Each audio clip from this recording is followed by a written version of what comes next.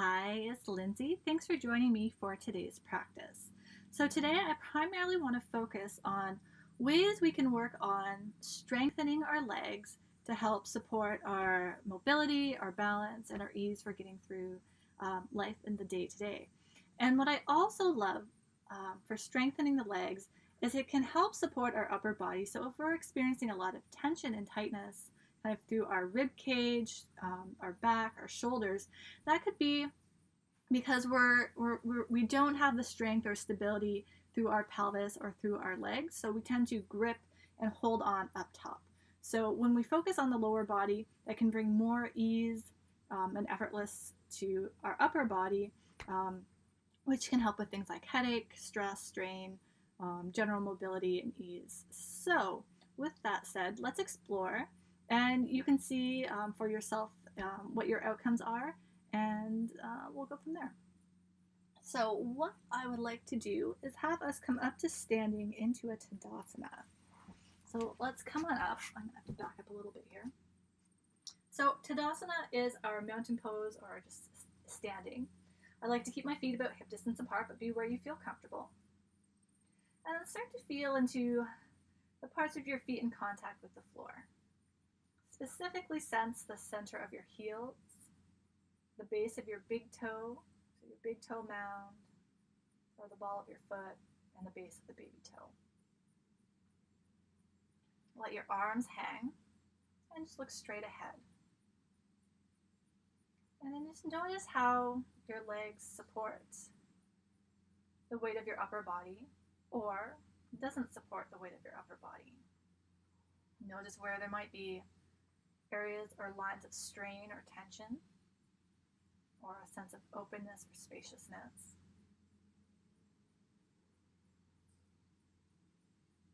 Do you feel the weight mostly in the heels, front of the foot, the inside of the feet, or the outside of the feet? Are both sides different, or are they the same? There's no right or wrong, we're just simply noticing whatever is. You might notice that your body sways forward and back or side to side. So it just makes little adjustments to keep us upright. And then for a moment, bring your hands to the side of your thighs, just wherever they land. And then press your legs into your hands, and you might sense a different feeling in your feet. If you're not sure, just let that release. If you're like me and you have a tendency to pronate, so the inside edges of your feet kind of press down a little bit more, as you press the legs into your hands, you might feel a little bit more evenness through your feet. They might feel differently connected. You might feel more strength through your legs, so more presence, more awareness of the legs and feet in general. And all we're doing is just changing how our leg bones articulate in our hip sockets when we press the legs into our hands. And you can try that a couple times just to get a sense of what you're experiencing. You can hold it if it feels good, but notice if you have a tendency to tighten up through the chest or grip through the arms when you do that. You keep the upper body relaxed, breathing with ease. And then you might just like to hold this. We can also, from here, I'm just going to turn sideways so you can see. We can get a little bit more into our legs by exploring a gentle chair sit. So we want to move through our hip, from our hip, so this hinging motion, through our knees and our ankles at an even pace, at an even rate. So we don't want the hips to go back and then the knees, or we don't want the knees to bend and then the hips go back. We want them to go together. And so sometimes practicing this in front of a mirror can be helpful. And so if you feel that one's going and not the other, then you just come back up and reset. Maybe go a little bit smaller. So we don't want the ribs to push forward or the back to arch. So if this is kind of happening, then you know you've kind of gone too far. So let's just see if we can keep it in the legs without having the upper body or the arms have to do anything. And then once you kind of find a comfortable place that you can move into, you can hold it. If the knees have a tendency to drop in or drop out, again, that just means you've gone a little bit too far. So we're just training our body how to move well. You can hold it. You can bring your hands to your heart if you want. And depending on what you're experiencing and where you are, you could always bring a twist. And then, so if you're going to move the upper body, if you're going to add a twist, if you're going to rotate the ribs, the hips and the legs ought not move. So just keep it gentle. This will make it a little bit more challenging for the legs. They might start to shake. And know that you can come up, you can come out of this movement anytime. And then stand in your mountain pose or your Tadasana, feeling into the 3 points of the feet, and notice what you feel.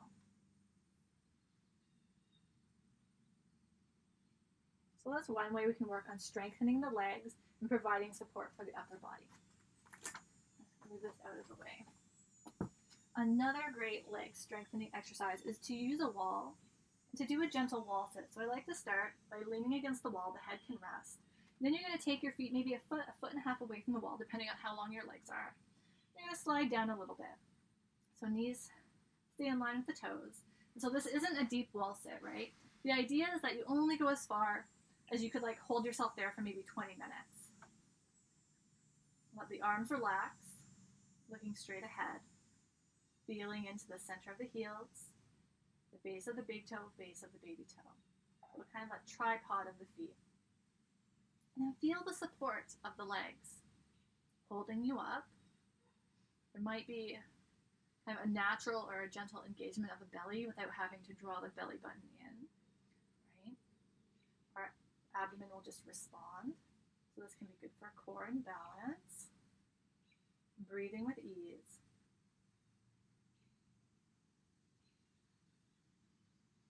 You can hold this for as long as you'd like. If you need to slide up and give yourself a break, you can.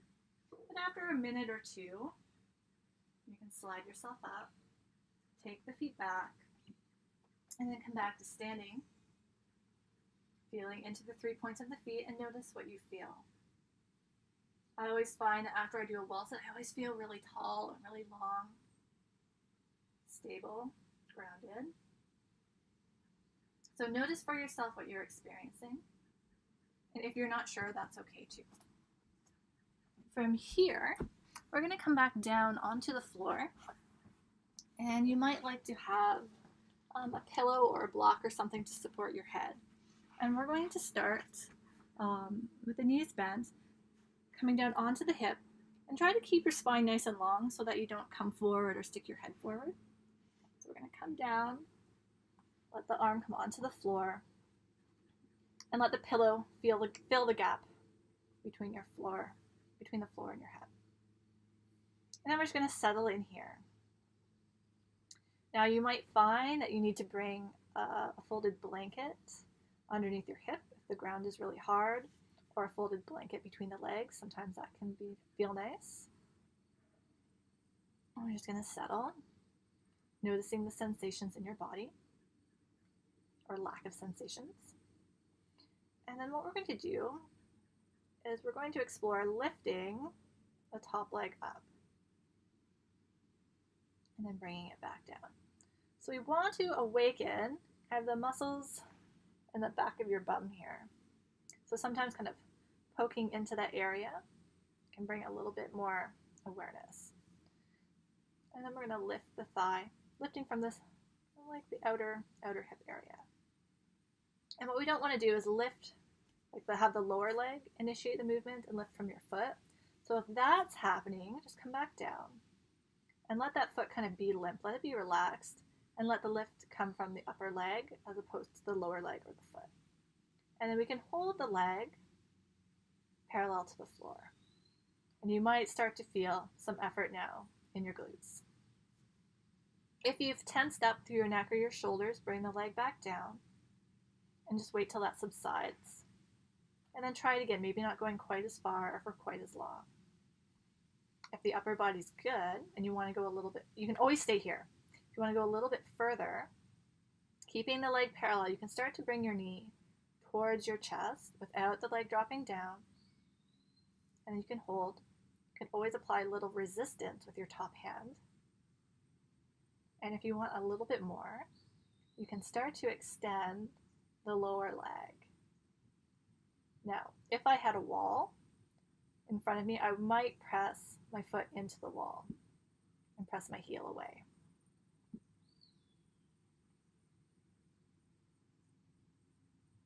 And then when it feels like you can't really hold it any longer, I'm going to bring the leg back, bring the thigh down, and release. I felt that a lot in my hip. Good. And then we can flip around and we can do the same thing on the other side. So in terms of how long is going to be different for each person.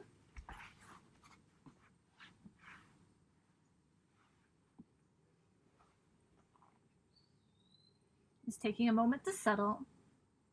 You might need a little bit higher or lower support for your head on this side. Notice if you need a blanket or anything under your hip. And then when you're ready, waking up those glute muscles. Sometimes using like a tennis ball or something and rolling out your hips against the wall or on the floor can be a good way to kind of wake up some muscles that are maybe underused. And then lifting the thigh. Notice if the foot's initiating the movement or if the knee's initiating the movement. If it is, just come back down and see if you can lift from the thigh. And then hold. Check in with your neck and your shoulders. Make sure you're breathing. You can always apply a little bit of resistance with your hand. And then if you want more, bringing the knee towards the chest. It doesn't have to be a big movement. Just be in a place where you can breathe with ease, no extraneous tension. You feel it in your hip, maybe in your leg, maybe starting to extend the leg a little bit, pressing out through the heel. And be in a place where you can breathe with ease. My teacher calls this holy crap. If you're doing it properly, you'll know why. And then when you've had enough, slowly coming out the same way you came in. And then if you'd like, you can repeat each side again. You could probably repeat a couple times on each side. And then come up to standing. And notice how you feel in standing. Finding the 3 points of the feet. So for myself, after having done that, I feel a lot more balance through my feet. I'm not kind of falling into the inside arches. I'm much more on the outside, or a sense of balance. It just feels like my legs are lifting me up. I feel tall and strong. So notice how you feel.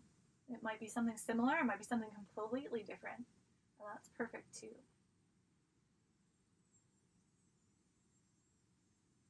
My shoulders and my neck actually feel a lot more relaxed, a lot less tense than when I came into this video.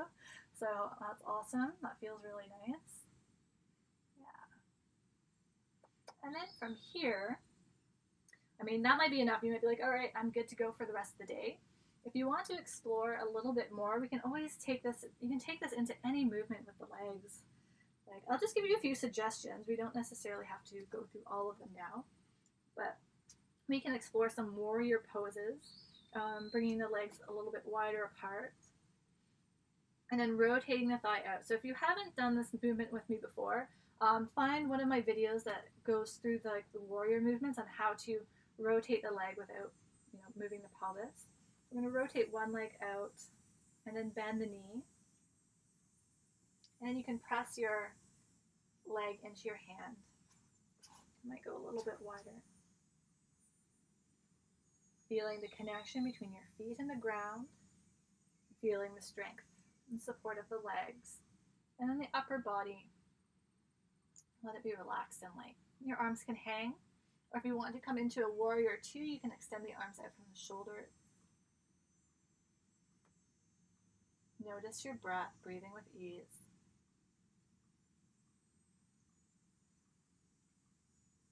Feel the effort in your legs.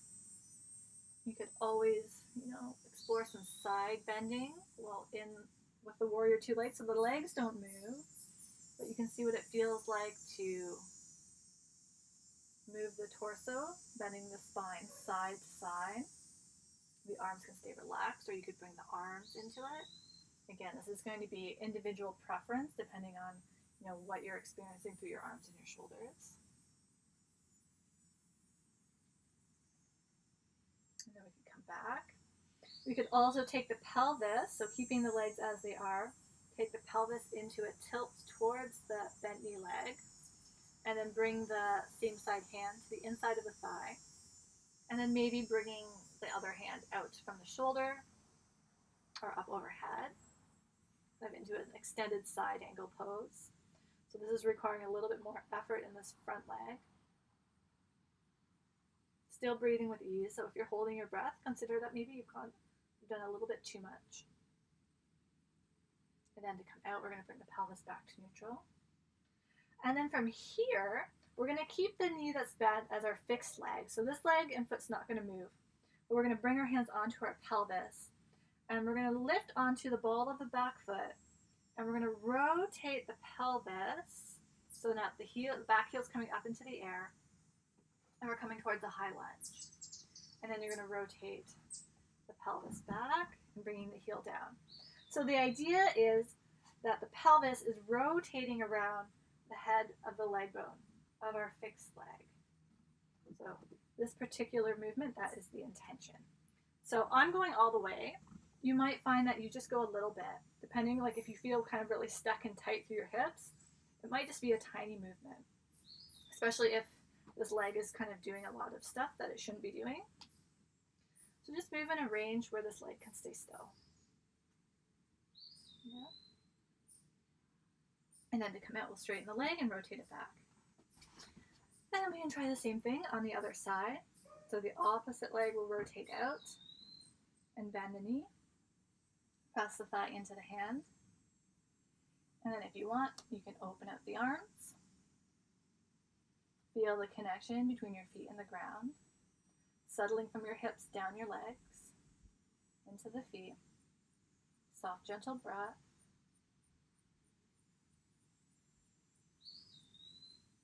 Can you feel the movement of your breath in your belly and your ribs? You can explore side bending a little bit. Movements don't have to be big to be effective. So notice where you feel sensations of stretch or tightness.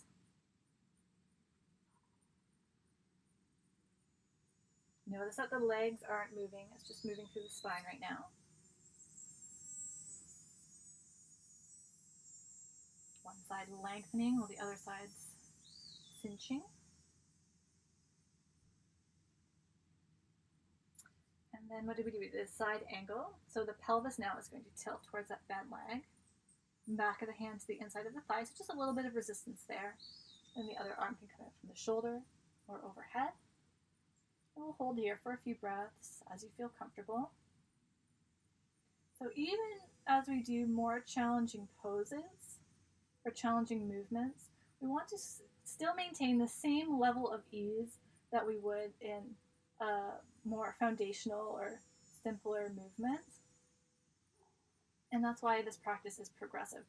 Progressive in the sense that movement might get more challenging, but we still have the same level of ease. And then to come out, release the arm down, bring the pelvis back to neutral. And then we can explore rotating the pelvis on that leg bone, pivoting on the back heel. So this side might feel different. You might have more or less range.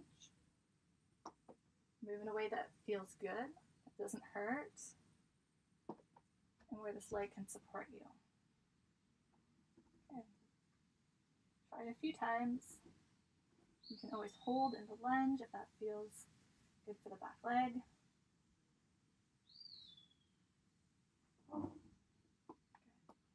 And then straighten the leg, rotate it back. And step the feet back together. Let's come to our mountain pose. This has kind of been our baseline. Notice how you feel here. Has anything shifted or changed? Woo! I just felt a whole kind of energetic lift.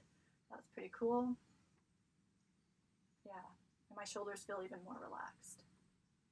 All right. So I think that's good for today. That gives you a lot of things to explore and work with. It's, of course, not an exhaustive list. You might find certain things work for you, certain things do not. But that's the beauty of yoga, it's an exploration. So have fun exploring, see what you notice, and let me know if you have any questions. All right, have a great day.